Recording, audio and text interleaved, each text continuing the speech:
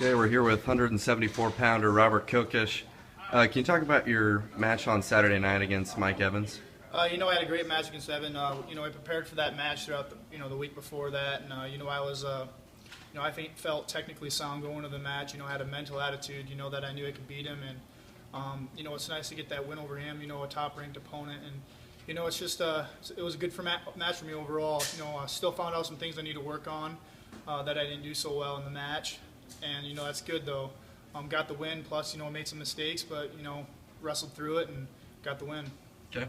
How about your teammate James Green? James is great. That was awesome. I was more into that match than I think my own. So, that was a big win for him. Especially moving up to the rankings to number one.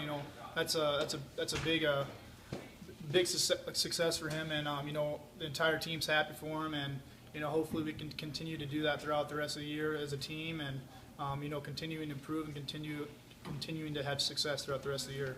Okay. And one of our followers on Twitter was wondering, is it true that you moved up to 174 so you didn't have to wrestle against James Green? I did have to move up to 74 because I was ruining James's confidence. When I was down at 65, I was working out with him a lot, and coaches saw it. They didn't want me ruining James as a wrestler because of his confidence. So, no, I'm just kidding. No, no, that's not the reason. No, I moved to 74 because just a weight issue, and wanted to get up, and I thought I'd have more success at 174. Okay. Also from Twitter, Brian Snyder is wondering who has more head-to-head takedowns between you and him. Okay, I'd say Snyder does have more head-to-head takedowns with me throughout my career, but if we're talking about points scored, I definitely have more points scored than he does. I've got a lot of back points on him, so I think I definitely lead the ratio from points to takedown ratio. I make up those lost takedowns through my back points on him. So. All right. And then Saturday night's crowd at the Devaney Center, nearly 4,000 people, school record. What was that like? It was intense.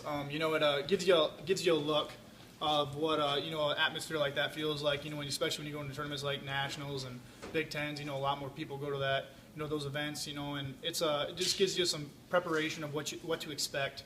And I think that's kind of good practice for us. And it was great. The atmosphere was awesome, and appreciate all the fans coming out there.